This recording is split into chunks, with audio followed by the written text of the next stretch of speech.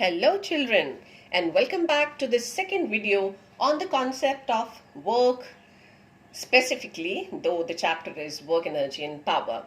So in the previous video I told you that we are going to discuss few special cases of work done, and we discussed about when the body is inclined to a surface, right? So what happens? So we summarize that work done is equal to force into displacement when it is in the same direction, and if it an inclination, we dissolve it into components, we get W is equal to Fs cos theta or F cos theta into S, depending upon whether it's a force component or displacement component. So let's now talk about the special cases. Special cases of what? We are actually going to categorize the work done as positive, negative and zero, right? So let's proceed with. The very first case is when cos theta is 0. So we have the special case when theta is equal to 0 degree. So let's see the working first of all, how much work is done. So if it is 0, then we are going to have Fs cos theta 0. So if I substitute here 0, okay, let it be in the next line, cos 0, it comes out to be, this is 1, right? So I'll get W is equal to Fs. Right? So positive amount of work is being done since the displacement is in the direction of force applied. When I'm saying cos theta is 0, or I mean to say theta is 0, it conveys the message that the displacement is in the direction of the force applied, right? This is the case. I'm applying force to it, right? Force and displacement in the same direction. So there is no inclination between force and the displacement here, right? In that case, work done will be the product of force and displacement. Now I can quote few examples. Now suppose a body is there, right? Like here, this only, right? Suppose this is a body. I'm lifting it up, right? Okay, I can talk about that the body is falling. Instead of lifting it up, let it be the falling body, right, of mass m, and let it be from a height h. This is going to fall, right? Now in that case, in the free fall of a body of mass m under gravity through a height h, the force of gravity in the direction of displacement and the work done, it will be given by, I know force is given by mass into acceleration. Acceleration here is acceleration due to gravity, and height, as I told you, is h. So the work done is given by mgh. Now this is just like force free fall. Body is falling, right? Body is falling this way, right? So when it is falling this way, the force is acting in the downward direction. Displacement is also in the downward direction. Which force is acting? Force of gravity. Since force and displacement are in the same direction, hence the amount of work done will be positive. Same way I can quote an example that suppose I talk about a pulley. A pulley does work on the load when he raises it up against the force of gravity. When it is raising up against the force of gravity. Now suppose this is lying here. I am lifting it up. Now the force is being applied in the upward direction and displacement is also there in the upward direction, right? So how much work will be done? It will be again equal to mgh. Why it is mgh? As I told you, because force and displacement are in the same direction, theta is 0. Next, the third example. I think I've given you sufficient examples. Now let me talk about the second special case where theta is 90 degree. Now theta 90 degree, I mean how it is possible. Let's see. And when I'm saying theta is 90 degree, actually I mean to say it is making an angle of 90 degree. Force and displacement, they are having an angle of 90 degree or they are perpendicular to each other, right? Now in that case when theta is 90 degree, W is equal to Fs cos 90. As we know, cos 90 is 0. So this will become F into S into 0. 0 is going to make everything 0, right? But is it possible? Let's see. Now, in the previous chapter, we did that when a body is moving in a circular path in horizontal plane, no work is done. Why? Since the centripetal force on the body at any instant will be acting towards the center. Now, in this direction, force is acting, right? Okay, I can draw a straight line. Otherwise, it's radius from anywhere I can draw, but I think this will be more appropriate for you. So this is this way, right?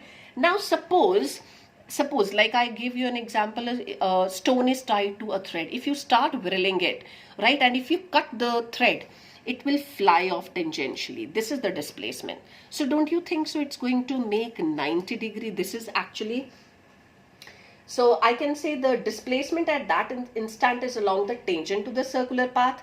That is normal to the direction of the force on the body. For this reason, because this is going to make 90 degree, right? Cos 90 0, hence the amount of work done will be 0. So same way you can talk about the bodies that are revolving around, like you have an electron revolving around the nucleus, you have planets revolving around the sun, you have moon revolving around earth. All are not doing work. Why? Because their force and displacement component are perpendicular to each other. And second thing, suppose they specify the position. They specify the position that the body is coming back to its original position. In that case, because displacement will be 0, hence again work done will be 0. I hope so this is clear to you. Now let me proceed with the third case. And the third case is when theta is 180 degree. Now, is it possible? So I think now you must have understood positive amount of work done and 0 amount of work done. Now how come negative work? Let's see, when theta is 180 degree. Now what does it mean? It means force and displacement are just opposite to each other, right? Now this body is moving. The body is moving in the forward direction, but the force of friction is acting in the backward direction. So don't you think so that force and displacement and force are opposite to each other, right?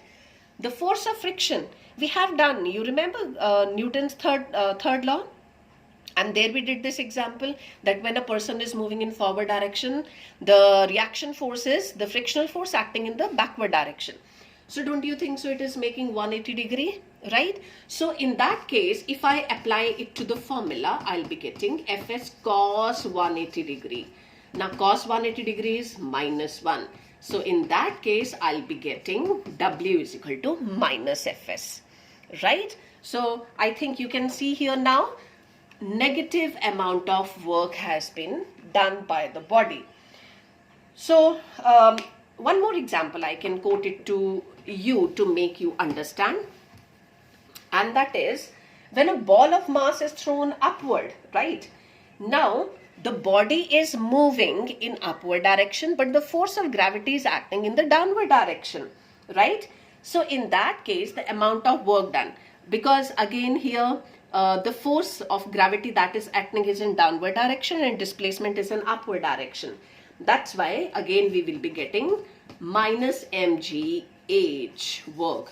This amount of work will be done by the body, right?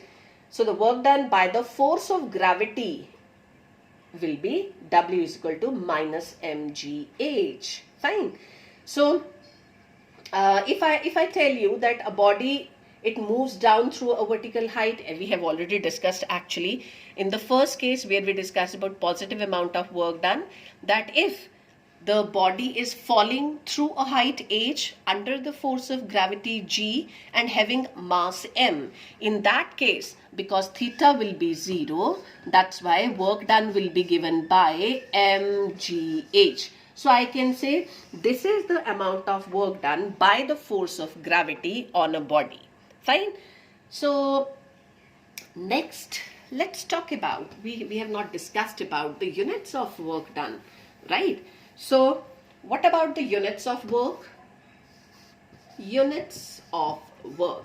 If I talk about SI unit, the SI unit is joule.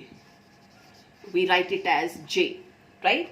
So it is joule. I think here it should be small j and the symbol should be capital J, right? So this is the SI unit of work done, right? And if I apply to W is equal to Fs, what I'll be getting, this is, if I talk about 1 joule of work done, it means must be 1 Newton of force applied on 1 meter of distance covered, right? So if somebody asks you to define for 1 joule, what is the amount of 1 joule work done? 1 joule of work is said to be done when a force of 1 Newton displaces a body through a distance of 1 meter in its own direction, right? So we have various bigger units also, like we have kilojoule, megajoule and gigajoule. So these are the things. I hope you remember all these, the values of mega, giga and all that you have done in class 9th, first chapter. Now what about the CGS unit? What about the CGS unit? And the CGS unit is erg, E-R-G, right? And 1 erg is equal to 1 Dian, because this is the CGS unit for force into 1 centimeter. This is the CGS unit for distance, right? So if I want to check out the relationship between, okay, let's work out on the relationship between the SI and the CGS unit. So I have joule and erg. I'm talking about the relationship. I have 1 joule is equal to 1 Newton into 1 meter, right? This will become 10 raised to power 5 Dian, and this will become 100 centimeters. I'll be getting 10 raised to power 7 Dian centimeter, which is actually erg. So we have 1 joule is equal to 10 raised to power 7 erg. Okay children, with this we finish with the concept of work, and in my next video we are going to talk about power, right? So you should be with your pen and notebook to jot down the important points, right? So thank you all of you for watching the video. Take care. God bless.